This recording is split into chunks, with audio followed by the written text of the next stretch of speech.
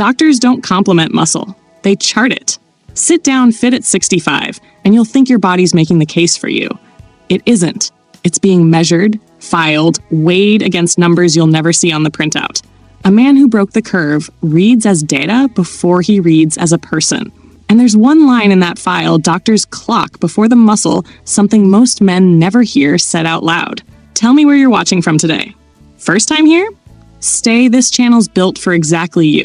You earned the body fair and square. Earning the readback is a whole different fight.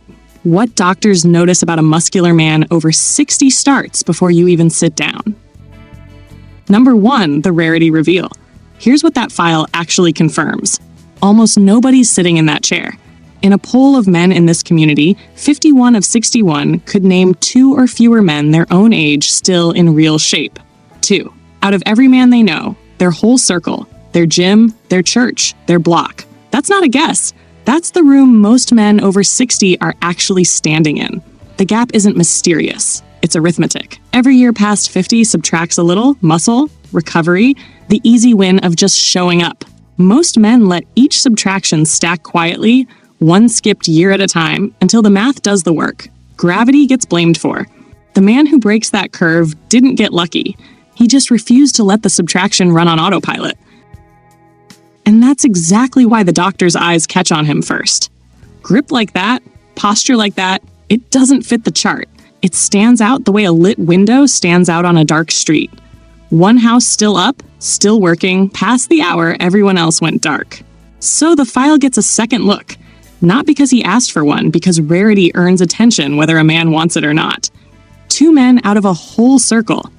That's not a compliment. That's a head count. And here's what nobody tells him. The room doesn't stop at the doctor's office. The same math, the same rare read, gets run again the second he walks past a woman on the street. Number 2, the female lens. She didn't need a chart. We read a man the way a doctor reads a file. Same signals, faster clock, no clipboard. Most men assume the chest does the talking. The arms, the size of the frame filling a doorway. Wrong read. We start lower than that and quieter. First thing we clock is how he carries his own weight. Not how much he lifts, how he moves what he already is. A man who trains past 60 moves like the floor belongs to him. Short steps, no shuffle, weight-centered, chin level. We read that gait from 20 feet away. A man who stopped training years ago still walks, but he negotiates with the ground. A man who kept training doesn't negotiate. He arrives. Second, hands. Not the size, the stillness. A man with grip strength doesn't fidget with his keys, doesn't adjust his watch, doesn't hold a coffee cup like it might get away from him. Steady hands at 65 read like a man who still closes jars and opens doors without thinking about it. That register hits before we even look at his face. Third, the neck and the shoulder line. Men think we're reading arms, we're reading the shelf. Where the trap meets the collar of a shirt, where the shoulder seam sits. Does it drape or does it hold? A built shoulder fills a shirt the way a house holds a roof. A polo shirt on a man who trains past 60 fits different than the same shirt on a man who quit, and we know the difference at a glance. Here's the one men miss entirely. Pace. Not walking pace, conversational pace. A man who still trains hard speaks a half beat slower than a man who doesn't. Not tired. Unhurried.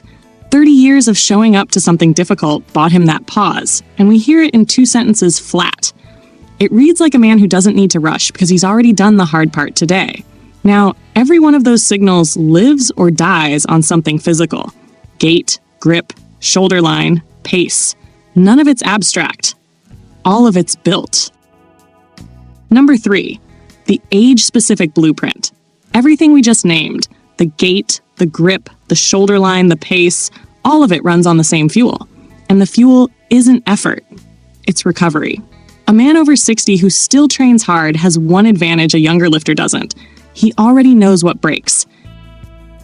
He's felt the shoulder that barks for 3 days after a bad angle. He's lived the back tweak that turns a Tuesday press into a Thursday ice pack. So the first principle is simple. Protect the joints that let you keep training. That means choosing movements by how they feel under load, not by how they look on a screen. A dumbbell press with a neutral grip loads the chest without shredding the shoulder capsule. A split squat builds the same legs as a barbell squat at half the spinal cost. Movement selection after 60 isn't about going soft, it's about staying in the game long enough for the work to compound. The man who picks his exercises like he picks his fights is the one still training at 70. Second, space the work. Recovery past 60 takes longer. That's biology, not weakness. But what most men miss is the upside. What you build now holds longer too. 3 hard sessions a week with real rest between them will outperform 5 sessions stacked on joints that never caught up. More isn't more. More is a bill that comes due on a Thursday. Third, load honestly. The most common trap men your age fall into is chasing the number they lifted 5 years ago. The weight that built you at 57 is not the weight that protects you at 64. Progressive load still matters, but progression means adding 5 pounds when the last 5 felt clean. Here's your one move this week. Pick your most punishing exercise, the one that always leaves something sore for 2 days, and swap it for a variation that hits the same muscle at a kinder angle. One swap, that's it. You'll feel the difference by Friday.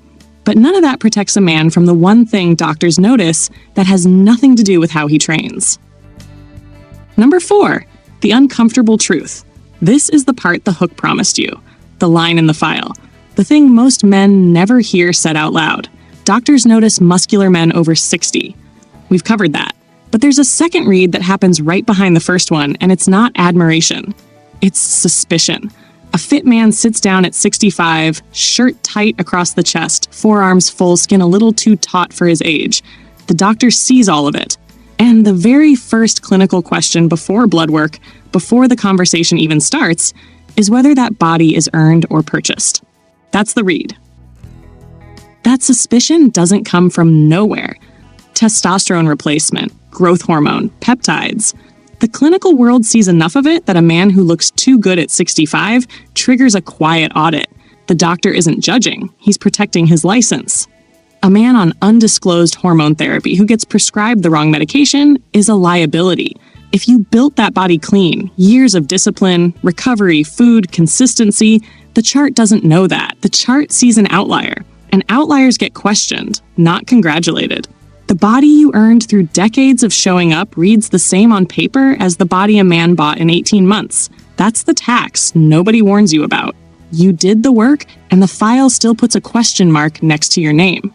It doesn't stop at the exam room either.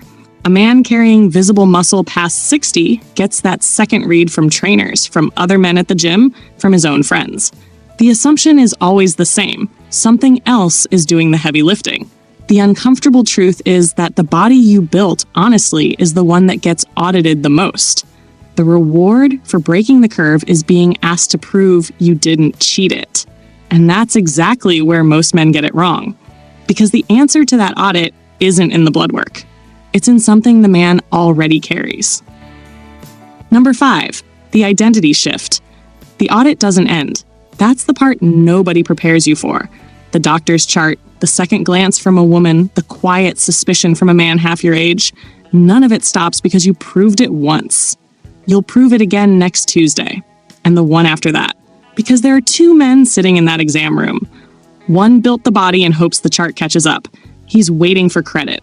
The other man built the same body and already settled the account with himself. He doesn't need the chart to confirm what the mirror and the barbell already told him at 5:30 this morning. That's the shift. Not from weak to strong. You handled that years ago.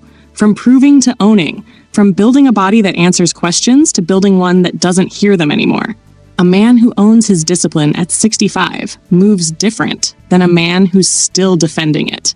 He eats the meal without explaining why. He trains at the hour that works and doesn't post about it. He sits in the waiting room with the same posture whether the doctor's watching or reading someone else's file. He's not performing fitness. He's just fit. The way a man who's been married 40 years doesn't perform loyalty. He just comes home. So I'll ask you straight. Are you still proving, or have you already settled it? Drop that in the comments. I read every one. That's the difference between a muscular man over 60 who gets noticed and one who gets remembered. One fills the shirt, the other fills the room with something the shirt can't explain. Doctors don't compliment muscle. We said that at the top. They chart it. But what they're really charting isn't the body. It's the decision that built it. And that decision, made again every morning before most men your age are even awake, is the rarest thing on the chart. The grip, the gait, the shoulder line, the pace, the quiet refusal to let the audit change anything about how you show up. That's not fitness. That's a man who already decided and keeps deciding. If this is your first time on this channel, subscribe. Not for me, for the version of yourself that showed up today and stayed through the uncomfortable part. This is where men like you come back to. Every week. And if you want to understand why so few men over 60 are muscular in the first place, and why it matters more than the chart will ever say, that video's on screen right now. Why so few men over 60 are muscular and why it matters. Go watch it next. The body's the proof. The man is the point.